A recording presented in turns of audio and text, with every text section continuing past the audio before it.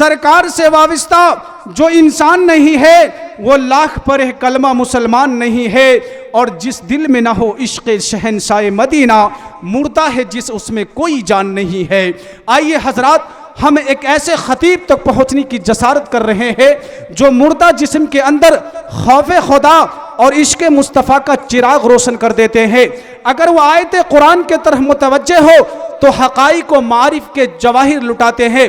अगर अहादीस नबविया के शरफ़ व ज़ायद के तरफ माइल हो तो मसाइल इल्म व इरफा हल होते नजर आते हैं। किसी ने क्या ही खूब कहा था कि मज़ा बरसात का चाहो तो इन आँखों में आ बैठो, सियाही है सफ़ेदी है शफ़क़ है अब्र बारा है। मैं बहुत ही इज्जत के साथ मुक़र्रिर जीशान हर दिल अजीज़ करोड़ों के मजमे को संजीदगी बख्शने वाला अदीब, ऐवान बातिल में जलजला बर्पा करने वाला अमीर, शहनशाह फ़िक्र तदब्बुर आबरू सुन्नत के नग्गर ताबा, जामे माक़ूलात व मनक़ूलात जनाब हज़रत व मौलाना अब्दुल वाजिद साहब चतुर्वेदी, सदर जमियत उलमा लातिहार। मैं हज़रत वाला से मुअद्दबाना दरख्वास्त करूँगा कि आप माइक पर तशरीफ़ लाए इस शेर के साथ कि ये अलग बात है जो लोग खड़े हैं वो खड़े रहते हैं, ये अलग बात है जो लोग खड़े हैं वो खड़े रहते हैं, फिर भी जो लोग बड़े हैं वो बड़े रहते हैं। ऐसे असलाफ से मिलता है हमारा शजरा जिसके जूतों में कई ताज पड़े रहते हैं। अब जनाब शेख है, माइक है, मामला आपके हाथ में है। जनाब हज़रत मौलाना तशरीफ़ लाए और अपनी खिताबत नायाब से हम तमाम दिलों को मुजल्ला और मुसफ़्फ़ा फरमाए। अस्सलामु अलैकुम वरहमतुल्लाहि वबरकातुहू। इमाम मालिक रहमतुल्लाहि अलैह एक रोज़ हदीस पढ़ा रहे थे मस्जिद नबवी में और उनको छींक आई तो उन्होंने अल्हम्दुलिल्लाह कहा। उनके शागिर्दों ने जो यरहमुकल्लाह कहा तो तमाम शहर में कोहराम मच गया। आप इतना बड़ा मजमा है और जवाब दिए स्टेज तक आवाज़ नहीं आई। एक बार और सलाम करता हूं मैं आपको, अस्सलामु अलैकुम। अब महसूस हुआ कि मैं जिंदों के दरमियान हूं। कुछ बोलिएगा आप, कुछ मैं बोलूँगा तो बात बनेगी इंशाअल्लाह ताला। बोलेंगे? अल्हम्दुलिल्लाह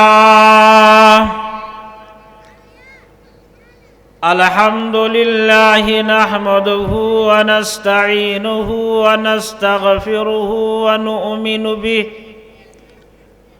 नुमिनु बिही व नतवक्कलु अलैहि व नऊज़ु बिल्लाहि मिन शुरूरि अनफुसिना व मिन सय्यिआति अअमालिना। मन यहदिहिल्लाहु फला मुदिल्ल लहु व मन युद्लिल्हु फला हादिय लहु व अशहदु अल्ला इलाहा इल्लल्लाहु वहदहु ला शरीका लहु व अशहदु अन्ना सय्यदुना व मौलाना मुहम्मदन अब्दुहु व रसूलुहु अरसल रसूलहु बिलहक़्क़ि बशीरन व नज़ीरन बैन यदैस्साअह। मन युतिइल्लाह व रसूलहु फ़क़द रशद व मन यअसिहिमा फ़इन्नहु ला यज़ुर्रु इल्ला नफ़्सहु व ला यज़ुर्रुल्लाह शैआ। अम्मा बाद फ़अऊज़ु बिल्लाहि मिनश शैतानिर रजीम। बिस्मिल्लाहिर रहमानिर रहीम। लक़द ख़लक़नल इंसान फ़ी अहसनि तक़वीम सदक़ल्लाहुल अज़ीम।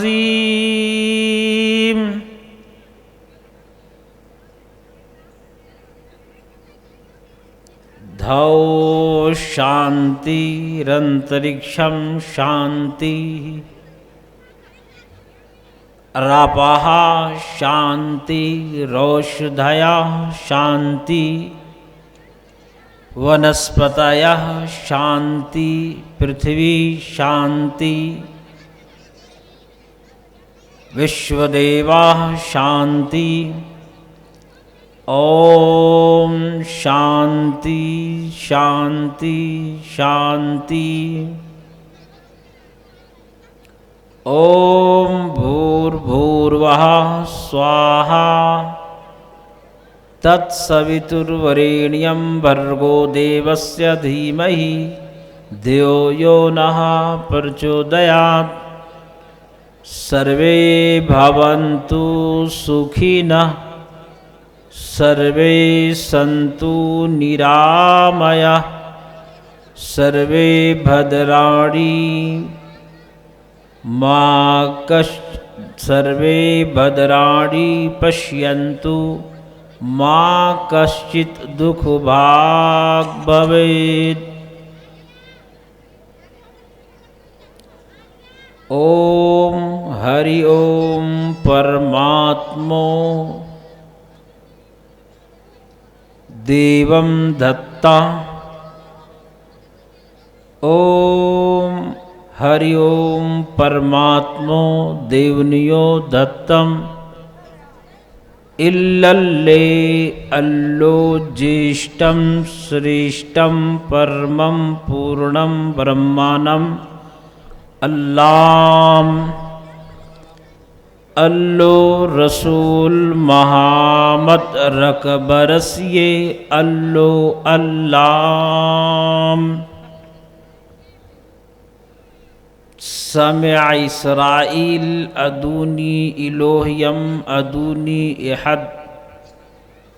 या अय्युहन नबी इन्ना रसलनाका शाहिदं व मुबश्शिरं व नज़ीरा व दाइयन इलल्लाहि बिइज़्निही व सिराजम मुनीरा। अष्टो गुणा पुरुषं दीपयन्ति प्रज्ञा च कौलियं च दमः श्रुतं च पराक्रमश्च बहुभाषिता च दानं यथाशक्ति कृतज्ञता च। इदमो जना उपश्रुत नराशंस स्तविष्यते उष्टरायस्य प्रवाहनो वधूमन्तो द्वैदर्श। इस ईशाय मामहे निष्कान्दशर्जा त्रीणि शतान्यवर्तां सहस्रा दशगुणाम्। अव्वल नाम खुदादा, दूजा नाम रसूल, तीजा कलमा पढ़ नानका दरगाह पवे कबूल। मेहर मसीद सित मुसल्ला हक हलाल कुरान शर्म सुन्नत मेल हो मुसलमान। यहाँ न पक्षपात कछु राखूं, वेद पुराण संत मत बाखूं। स्वंत विक्रम दो अनंगा, महाकोकुनश्चतुर्पतंगा। तबलक सुंदरम मधी कोया, बिना महामद पार न होया। आ गैरियत के पर्दे एक बार फिर उठा दें। आ गैरियत के पर्दे एक बार फिर उठा दें। बिछड़ों को फिर मिला दें, नक्शे दुई मिटा दें। बिछड़ों को फिर मिला दें, नक्शे दुई मिटा दें। दुनिया के तीरथों से ऊंचा हो अपना तीरथ। दुनिया के तीरथों से ऊंचा हो अपना तीरथ। एक नया शिवाला इस देश में बना दें। हर सुबह उठ के गाएं मंत्र ये मीठे मीठे, हर सुबह उठ के गाएं मंत्र ये मीठे मीठे। दुनिया के वासियों को मैं पीत की पिला दें। शक्ति भी शांति भी भक्तों के गीत में है, शक्ति भी शांति भी भक्तों के गीत में है। धरती के वासियों की मुक्ति प्रीत में है, धरती के वासियों की मुक्ति प्रीत में है। मैं शुरू करता हूँ उस ईश्वर के नाम से जो बड़ा दयावान एवं अत्यंत कृपाशील है। मेरे बंधुओं, मेरे मित्रों, मेरे भाइयों और इस चोरिया की सरजमीन पर बसने वाले, यहाँ पे आबाद, यहाँ निवास करने वाले मेरे समस्त हिंदू भाइयों, मित्रों, मेरी माताओं एवं बहनों, आज इस झारखंड की इस धरती पर, आपके इस पावन भूमि पर ये महाविशाल अधिवेशन जिसका उन्वान तालीमी बेदारी, शिक्षा की उन्नति के निस्बत पर आज का ये सभा, आज का ये जलसा कायम किया गया है। और वहाँ प्रेम की बातें, प्यार की बातें, एकता और अखंडता की बातें, भारतवर्ष की उन्नति के बातें करने के लिए बड़े दूर दराज से विद्वान आए हैं। मैं आप सबका आभार व्यक्त करता हूँ। आप सबको इस जलसे में आने पर दिल की गहराइयों से स्वागत करता हूँ, इस्तकबाल करता हूँ कि आप इस सभा में उपस्थित हुए और आपने एकता और अखंडता की बात सुनने के लिए यहाँ जमा हैं। आज की इस रात में, जिस रात में हिंदुस्तान की तारीख में, भारत के इतिहास में एक ऐसा पैगाम नस्र किया जाएगा, एक ऐसा माहौल बनाया जाएगा कि जिस माहौल में भारत उन्नति की तरफ जाएगा, भारत तरक्की की तरफ जाएगा। और आज की इस सभा में हम दुनिया को ये पैगाम देंगे कि या रब हमारे मुल्क की ऐसी फजा बने, या रब हमारे मुल्क की ऐसी फजा बने, मंदिर जले तो रंज मुसलमान को भी हो। या रब हमारे मुल्क की ऐसी फजा बने, मंदिर जले तो रंज मुसलमान को भी हो। पामाल होने पाए ना मस्जिद की आबरू, पामाल होने पाए ना मस्जिद की आबरू, ये फिक्र मंदिरों के निगहबान को भी हो, ये फिक्र मंदिरों के निगहबान को भी हो। मेरे मित्रों और मेरे भाइयों, मैं अपनी वार्ता प्रारंभ करूं, मैं अपनी गुफ्तगू का आगाज करूं, इससे पहले आपने वादा किया कि कुछ मैं बोलूंगा, कुछ आप बोलेंगे। अगर आप बेदार हो तो मैं आपकी इस सभा में हिंदू मुस्लिम एकता पर 2-3 बंद नज्म सुनाना चाहूंगा। आप हजरात तैयार हैं? साथ देंगे बेदारी के साथ? शाहिर साहब की तरह हमको सुभान अल्लाह कहने के लिए कहना नहीं पड़ेगा। हाँ, भारत की जो मिट्टी है, भारत की जो भूमि है, यहां सदियों से कंपोजिट कल्चर का माहौल रहा है।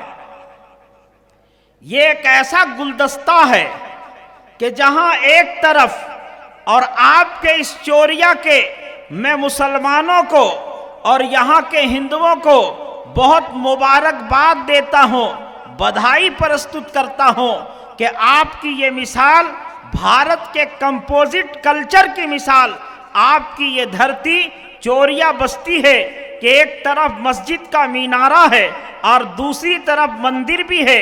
एक तरफ मंदिर में भजन है तो मस्जिदों में अज़ान की सदा बुलंद हो रही है। कितना अच्छा माहौल है, कितना सुहाना माहौल है।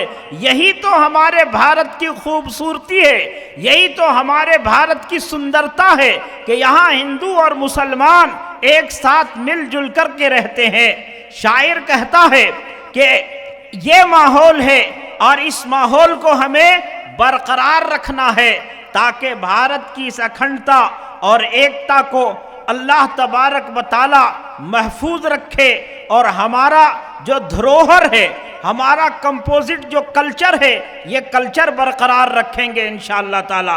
हाथ उठाकर तायीद कीजिए कि हम इस कल्चर को जिंदा रखेंगे। दरूद शरीफ पढ़िए पहले, अल्लाहुम्मा सल्ली अला सय्यदना व मौलाना मुहम्मदिन व इतरतिही बिअददि कुल्ली मालूम लक। स्टेज पर उलमाए कराम है, सदर साहब से तवज्जो चाहूंगा। ये हमारा वतन है, हमारा वतन,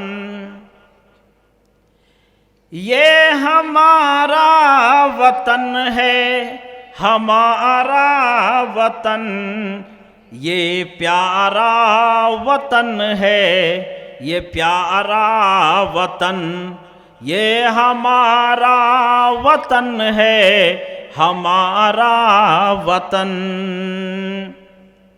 मस्जिदों में अज़ान, मस्जिदों में अज़ान, मंदिरों में भजन, मस्जिदों में अज़ान, मंदिरों में भजन, ये हमारा वतन है, हमारा वतन, ये हमारा वतन है, हमारा वतन। आज हमारे देश के एक महापुरुष का जन्म दिवस है, गुरु नानक जी का, जिन्होंने भारत में प्रेम का, प्यार का ऐसा दीप जलाया, लोगों की सेवा का ऐसा दीप जलाया कि आज उनके अनुयायी, उनके मानने वाले अपना तन मन धन कुर्बान करके मानव सेवा में जुटे हुए हैं। उनका जन्म दिवस है, मैं इस पर आप लोगों को मुबारकबाद देता हूं। इसमें नानक ने पैगाम वहदत दिया, इसमें नानक ने पैगाम वहदत दिया, इसमें चिश्ती ने दर से उखुवत दिया, इसमें चिश्ती ने दर से उखुवत दिया, जो न छूटे वो रंगे मोहब्बत दिया, जो न छूटे वो रंगे मोहब्बत दिया, एक साथ बहते हैं गंगो जमन, ये हमारा वतन है, हमारा वतन, ये हमारा वतन है, हमारा वतन। भारत की मिसाल दुनिया में पेश नहीं की जा सकती है। इकबाल ने कितनी प्यारी बात कही, सारे जहां से अच्छा हिंदुस्तान हमारा, हम बुलबुले हैं इसकी, वो गुलसिता हमारा। ये इसका सानी पूरी दुनिया में कहीं नहीं है कि सारे संसार में इसका सानी नहीं, सारे संसार में इसका सानी नहीं, सब जगह से है ये खूबसूरत हंसी, सब जगह से है ये खूबसूरत हंसी, ये कबीर और रस खान की सरजमी, ये कबीर और रस खान की सरजमी, गाया करती थी मीरा यहीं पर भजन, गाया करती थी मीरा यहीं पर भजन, ये हमारा वतन है, हमारा वतन, ये हमारा वतन है, हमारा वतन। मस्जिदों में अज़ान, मंदिरों में भजन, मस्जिदों में अज़ान, मंदिरों में भजन, ये हमारा वतन है, हमारा वतन। आप लोग तरफ से रिप्लाई कुछ नहीं आया, सुभान अल्लाह तो कहिए, बोलना पड़ेगा, समझदार लोग आप लोग हैं। आखिरी बंद में पढ़ता हूं जो पैगाम है। इसका पैगाम क्या है? हमारा पैगाम, इस्लाम का पैगाम, मुसलमानों का पैगाम और भारत का पैगाम। हम कैसे रहते हैं भारत में?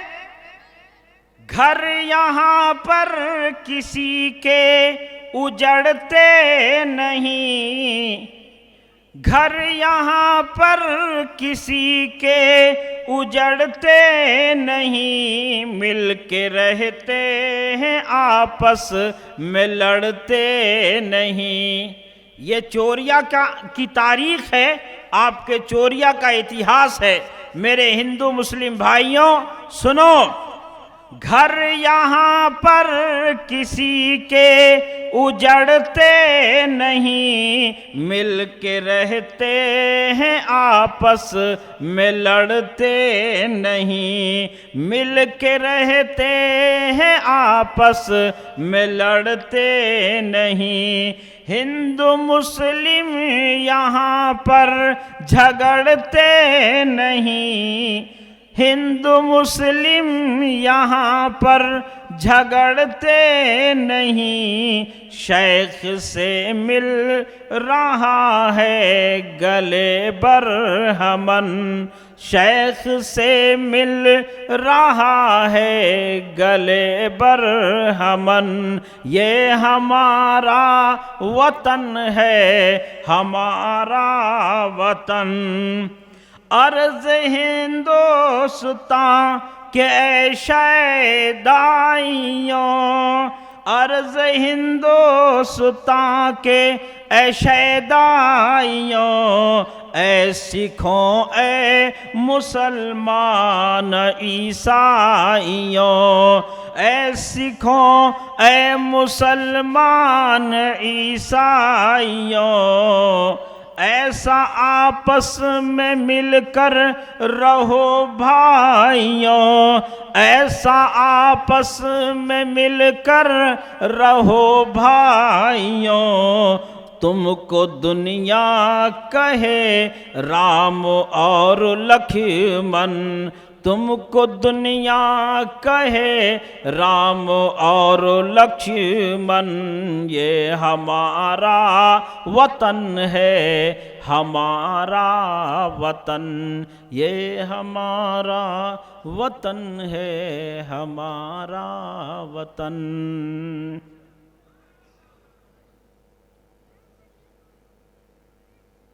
सब खत्म हो गया तो सुभान अल्लाह। भारत का इतिहास क्या है? एक शायर हैं, कवि हैं, उन्होंने एक मौके पर अपने शागिर्दों से कहा कि भारत का नक्शा बनाओ। तो सब ने बनाया, लेकिन सबका नक्शा गलत हो गया। एक बच्चे ने बनाया और वो सही बनाया। तो उस्ताद जी ने पूछा कि तुमने इतना सही नक्शा कैसे बनाया?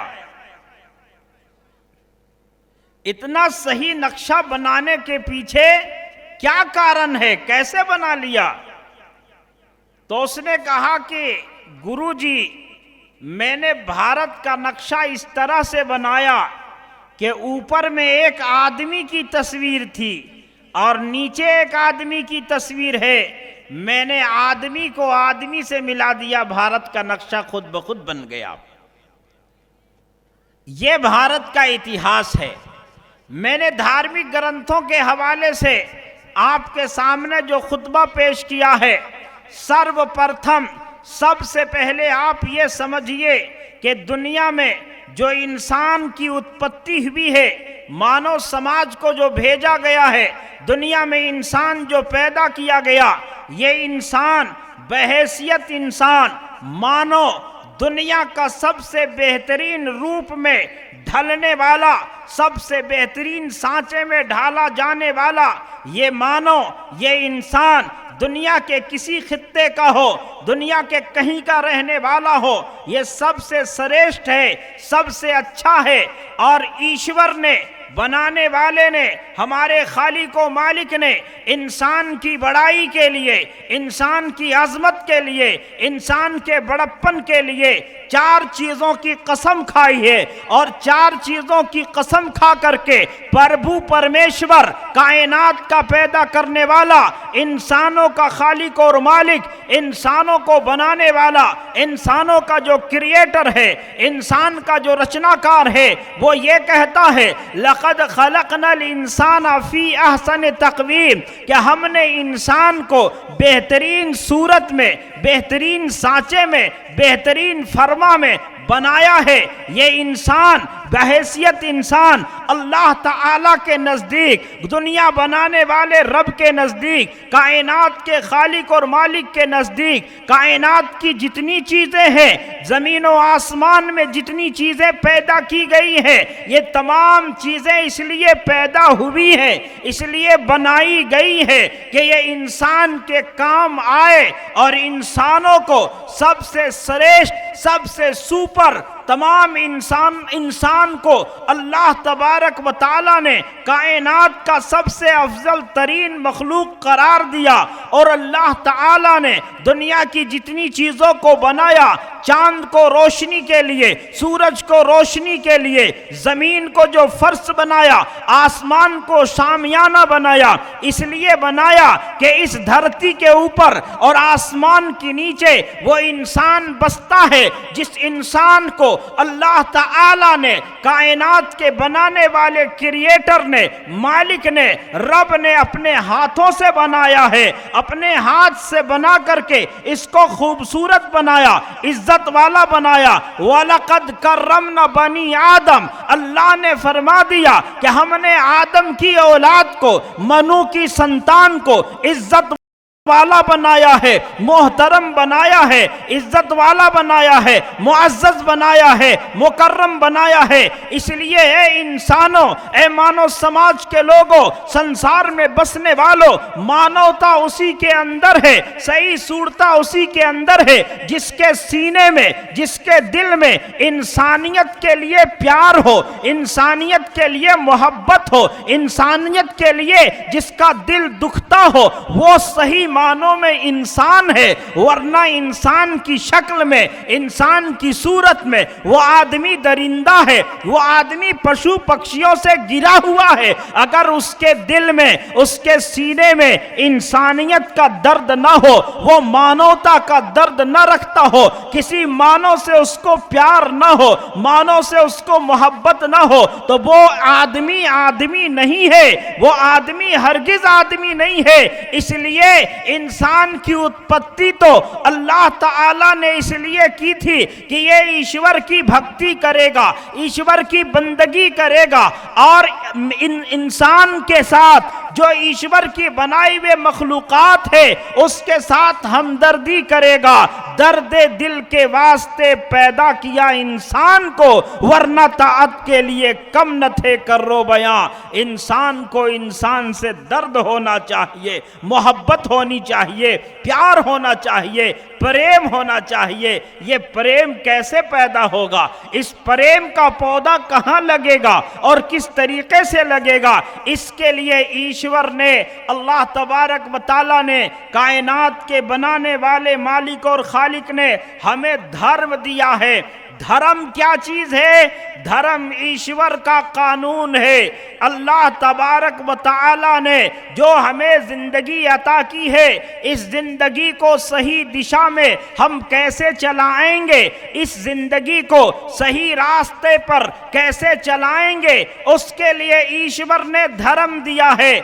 आज संसार में जो विडंबना है, आज संसार में जो व्याकुलता है, आज संसार में जो बेचैनी है, आज संसार में जो आपस में जो असहिष्णुता का निजाम कायम हो रहा है, जो एक दूसरे से अदावत हो रही है, नफरत के माहौल में हम जीवन यापन करने को जो मजबूर है, तो धर्म के नाम पर तो नफरत करते हैं। लेकिन याद रखिए, कोई धर्म हो दुनिया का किसी धर्म में ऐसी शिक्षा नहीं दी गई है, ऐसी तालीम नहीं दी गई है जिस धर्म ने हमें यह बताया हो कि किसी मानव से, किसी इंसान से नफरत करो और किसी से दिल में अदावत रखो, किसी के साथ बुग़्ज़ रखो, किसी का माल नाहक तरीके से लूट लो और छीन लो। मजहब नहीं सिखाता आपस में बैर रखना, मजहब किसी को बांटता नहीं है। मजहब तो एक सूत्र में बांधने के लिए आया, मजहब तो एकता की बात करता है, मजहब तो अखंडता की बात करता है। और मजहब हमें ये बताता है कि ऐ इंसानों, ऐ मानव समाज के लोगों, तुम अगर दीनदार हो, अगर तुम दीन के पाबंद हो, अगर तुम मजहबी व्यक्ति हो, अगर तुम मजहब को मानने वाले हो, तो तुम्हें यह शिक्षा दी जा रही है, तुम्हें यह तालीम दी जा रही है कि तुम अपने दिलों के अंदर इस बात की कामना करो, अपने दिल में इस बात को पैदा करो कि दुनिया के एक एक इंसान तक, एक एक आदमी तक, एक एक मनुष्य तक, चाहे वो नर हो के मादा हो, वो स्त्री हो के पुरुष हो, दुनिया में बसने वाले हर एक आदमी के लिए और बल्कि पशु पक्षियों के लिए, जानवरों तक के लिए तुम्हारे दिल में एहतराम हो, तुम्हारे दिल में दर्द हो, तुम्हारे दिल में उसके प्रति प्रेम हो, प्यार हो, मोहब्बत हो। अगर ये तुम्हारे दिल में नहीं है और तुम अपने आप को धार्मिक कहते हो, तो याद रखो कि तुम धार्मिक नहीं हो, तुम अधर्मी हो। इससे बड़ा अधर्म क्या होगा कि मजहब के नाम पर कोई इंसानों के साथ गलत व्यवहार करे और इंसानों के साथ बदअखलाकी से पेश आए और इंसानों से नफरत करे। ये मजहब नहीं सिखाता। मजहब की तालीम ये है, दीन की तालीम ये है। अल्लाह तबारक व तआला ने बताया कि इंसानों में से इंसानों का काम ये है कि इंसान का अदब और एहतराम करे। कुरान ने कहा कि हमने आदम की औलाद को, मनु की संतान को इज्जत वाला बनाया। वेदों ने हमें क्या बताया? सर्वे भवन्तु सुखिना। यहां बताया कि हिंदू के लिए दुआ की जा रही है, कि क्रिश्चियन के लिए, कि ईसाई के लिए, कि सिख के लिए। यहां कहता है सर्वे भवन्तु सुखिना, सर्वे सन्तु निरामया। हम ये चाहते हैं कि दुनिया में बसने वाले समस्त लोग, समस्त मानव समाज के लोग, तमाम दुनिया में बसने वाले मानव समाज के लोग, बल्कि इससे आगे बढ़कर के कहता है कि जितने जीव जंतु हैं, ये तमाम के दिलों में सुख शांति आ जाए, उनकी जिंदगी से व्याकुलता खत्म हो जाए, उनके जीवन से बेचैनी दूर हो जाए और ये तमाम धरती के लोग, तमाम धरती में बसने वाले लोग क्या हो जाएं? शांति के साथ जीवन यापन करने वाले बन जाएं।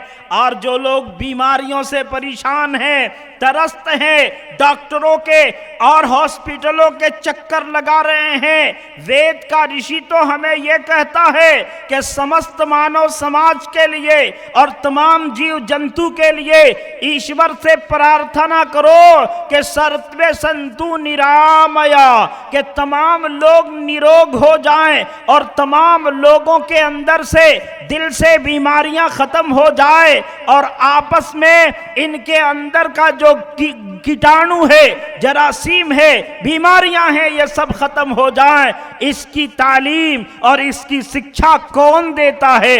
ये मजहब देते हैं, धर्म देते हैं। आइए आपको बताते हैं, अंतिम ऋषि, आखिरी नबी, लास्ट प्रोफेट, मामह ऋषि, जगत गुरु, आखिरी नबी, तमाम कायनात के नबी, इंसानों के नबी, जिन्नातों के नबी, हवा में उड़ने वालों के नबी, दरिया में रहने वालों के नबी, हवा में चलने वालों के नबी, कायनात के तमाम मखलूकात के नबी, हम सब के आका व मौला हुजूर ताजदार मदीना जनाबे मुहम्मदुर रसूलुल्लाह सल्लल्लाहु अलैहि वसल्लम का कथन है।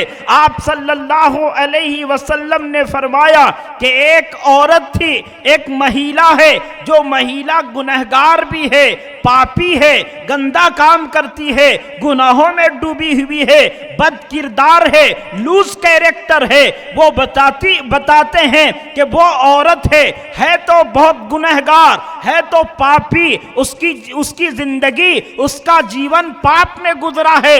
लेकिन एक दिन उस औरत ने देखा कि एक कुत्ता है, कुत्ता जानवर है, वो मनुष्य नहीं है, उसके अंदर शऊर नहीं है, लेकिन ये जानवर है। जानवरों पर रहम करना, उन पर दया करना, उनके साथ प्रेम करना, ये इस्लाम की तालीम है, ये इस्लाम की शिक्षा है, ये इस्लाम का संदेश है कि तुम हर जीव से प्रेम करो, हर जीव की हिफाजत करो, ये तुम्हारी जिम्मेदारी है, ये तुम्हारा कर्तव्य है। तो उसने देखा कि ये कुत्ता है जो प्यास की वजह से सिसक रहा है, उसका हलक खुश्क हो रहा है, उसके होंठ सूख गए हैं। अब अगर उसको पानी नहीं मिलता है, अब उसे पानी नहीं दिया जाता है, तो मुमकिन है वो कुत्ता मौत के आगोश में चला जाएगा, उसकी मृत्यु हो जाएगी और कुत्ता मर जाएगा। अंदाजा कीजिए कि एक पापी औरत है, वो औरत आई और उसने देखा कि ये कुत्ता प्यास से सिसक रहा है। उसने ये कोशिश की कि हम कुत्ते को पानी पिला दें और कुत्ता की जिंदगी अता कर दें, तो चुनांचे उसने किसी तरीके से कोई रास्ता निकाल करके कुत्ते को पानी पिला दिया और कुत्ते को जिंदगी बख्श दी। पानी पिया उस कुत्ते ने तो उसके जिस्म पर नया जीवन आ गया, उसकी जिंदगी जैसे उसके बदन पर दौड़ गई हो। वो कुत्ता चलने लगा, जो सिसकियां ले रहा था, थोड़ी देर पहले ऐसा महसूस हो रहा था कि ये कुत्ता अब मृत्यु तक पहुंच जाएगा, अब मरने के करीब हो गया, उसमें नई जिंदगी पैदा हो गई और वो कुत्ता दौड़ने लगा। आका फरमाते हैं, कायनात के इमाम फरमाते हैं कि औरत गर्चे पापी है, गुनहगार है, खताकार है, सयाकार है, बद किरदार है, लूज कैरेक्टर है, लेकिन मोहम्मदुर रसूलुल्लाह की गवाही देखिए कि एक औरत ने कुत्ते को पानी पिला दिया। हुजूर फरमाते हैं कि मैंने उस औरत को जन्नत में यानी स्वर्ग में देखा है। जब मोहम्मद सल्लल्लाहु अलैहि वसल्लम फरमा दें कि मैंने स्वर्ग में देखा है, हुजूर ये कह दे, तो हमें इस बात का यकीन है कि वो औरत स्वर्ग में दाखिल होकर रहेगी और वो स्वर्गीय हो गई, वो स्वर्ग की वासी है, वो जन्नत में रहने वाली है। मेरे भाइयों, एक कुत्ते को पानी पिलाने पर, एक कुत्ते को नई जिंदगी देने पर, जिसे जन्नत की बशारत दी जा रही हो, जिसे जन्नत में जाने का वचन दिया जा रहा हो, जिसे जन्नत में जाने की खुशखबरी दी जा रही हो, तो अंदाजा कीजिए कि इस कुत्ते से 1000 दर्जा, लाख दर्जा, करोड़ों दर्जा अच्छा और उत्तम और बेहतर ये इंसान है। एक इंसान को जिंदगी अता की जाए, एक इंसान को पानी पिला दिया जाए, एक इंसान को खाना खिला दिया जाए, तो अल्लाह ताला ईश्वर कितना प्रसन्न होगा। उसके ऋषि हजरत मोहम्मद सल्लल्लाहु अलैहि वसल्लम कितने प्रसन्न होंगे। तो इंसानों की आजमत, इंसानों की बड़ाई, इंसानों की बड़प्पन कितना आला है कि कल परलय के दिन, कयामत के दिन, ये परलय का ऐसा शब्द है जो शब्द हमारे उन किताबों में भी, पुराणों में भी और धार्मिक किताबों में भी लिखा हुआ है। मत्स्य पुराण में महाप्रलय का एक पूरा किस्सा है, पूरा चार्ट है कि इस दुनिया में एक मर्तबा ऐसा प्रलय आ चुका है कि जब दुनिया जलमग्न हो गई और दुनिया के अंदर पानी ही पानी था। एक दौर आएगा, प्रलय आएगा, कयामत आएगी कि जिस दिन सारी कायनात टूट फूट जाएगी। उस प्रलय के दिन, कयामत के दिन, जब ईश्वर का दरबार सजेगा, अल्लाह ताला का दरबार सजेगा, तो उस दिन हमें ये पूछा जाएगा, वो प्रलय के दिन, कि अगर दुनिया में हमने अच्छा जीवन नहीं गुजारा, अगर शास्त्र के मुताबिक अपनी जिंदगी को नहीं गुजारे, तो वहां हमें जवाब देना होगा। श्रीमद् भगवत गीता में इसी को कहा गया, यह शास्त्र विधि मुत्सृज्य वर्तते कामकारहतः न सा सिद्धिम अवाप्नोति न सुखम न पराम गतिम।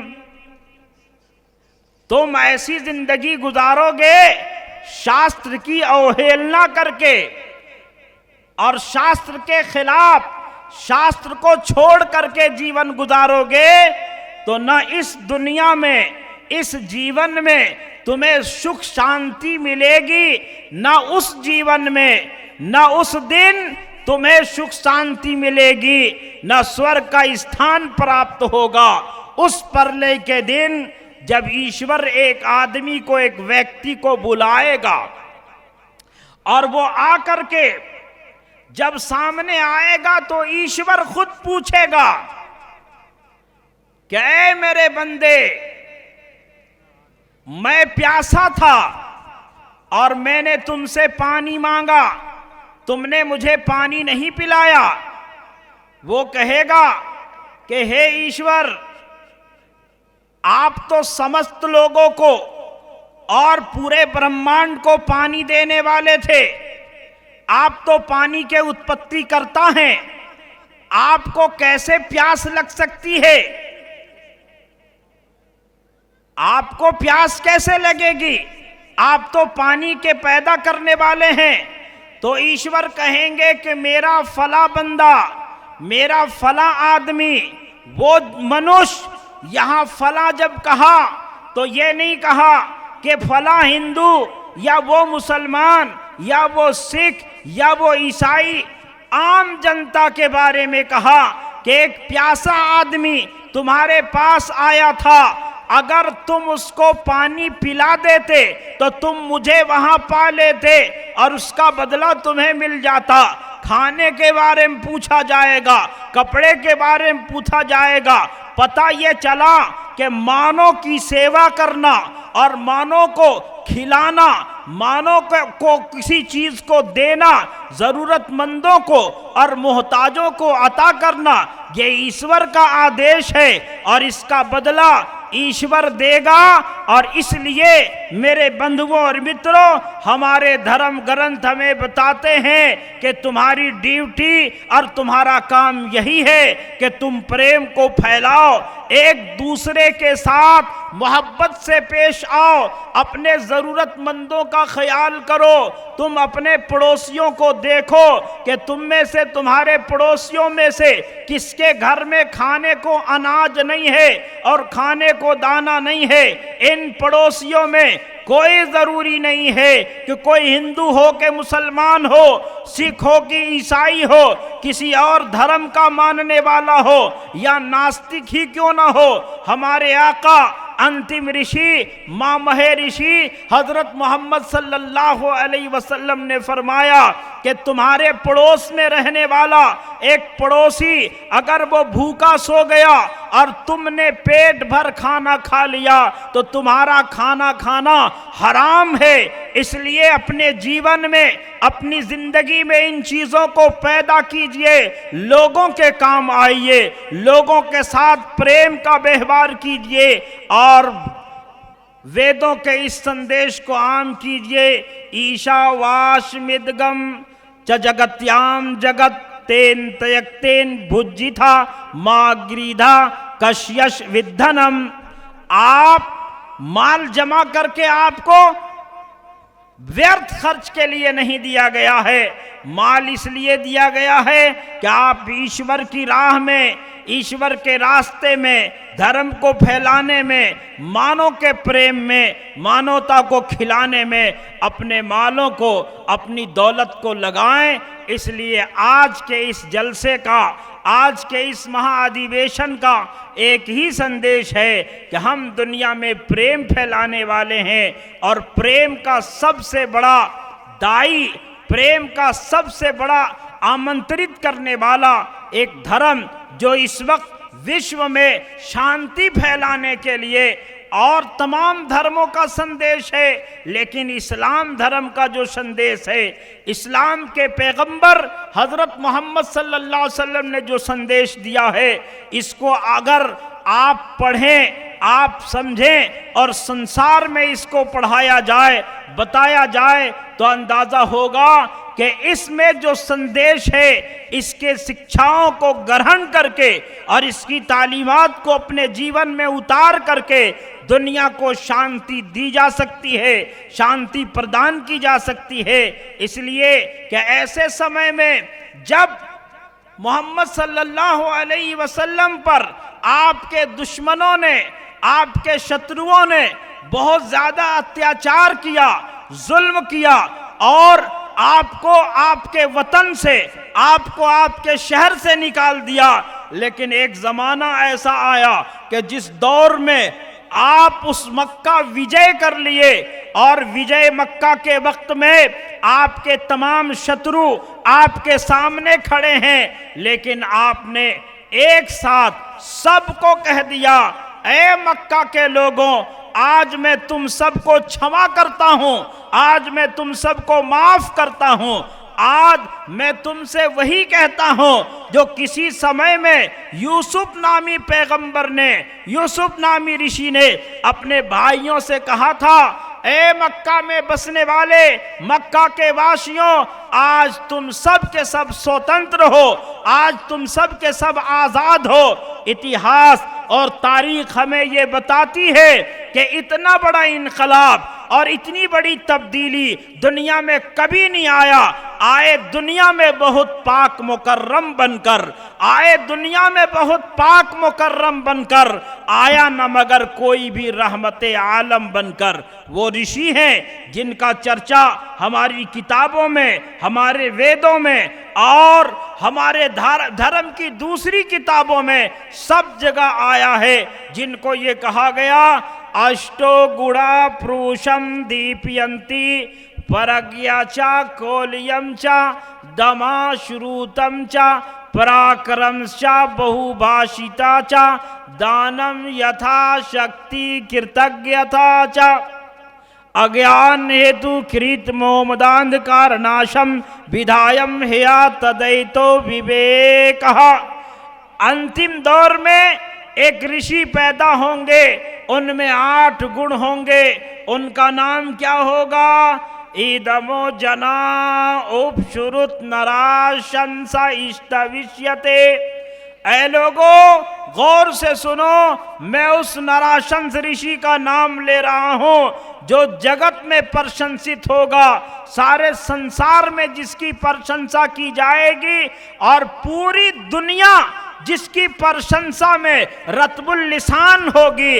आज देखिए, संसार में एक हस्ती है, हजरत मोहम्मद सल्लल्लाहु अलैहि वसल्लम की, जिनकी बारगाह में क्या हिंदू, क्या मुस्लिम, क्या सिख, क्या ईसाई, सब के सब आपकी तारीफ करते हैं और आपका गुणगान करते हैं, आपकी शान में नात पढ़ते हैं। हमारे देश के एक बहुत बड़े शायर है जगन्नाथ आज़ाद, वो हजरत मोहम्मद सल्लल्लाहु अलैहि वसल्लम की आमद के बाद, मोहम्मद ऋषि हजरत सल्लल्लाहु अलैहि वसल्लम के आने के बाद उनकी बारगाह में खिराज अकीदत पेश करते हैं और कहते हैं कि वही यूनान कहलाता था जो तहजीब की दुनिया, वही सारे ज़माने में जो था तक़रीब की दुनिया।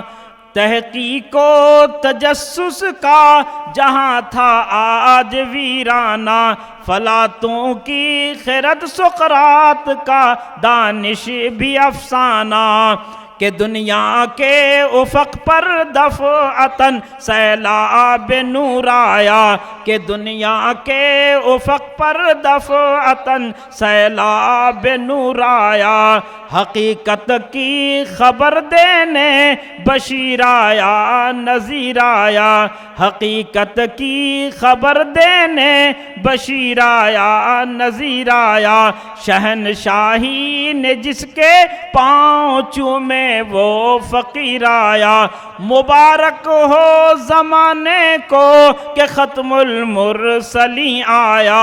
मुबारक हो ज़माने को कि ख़त्मुल मुरसलीन आया। सहाबे रहम बनकर रहमतल लिल आलमीन आया। सहाबे रहम बनकर रहमतल लिल आलमीन आया।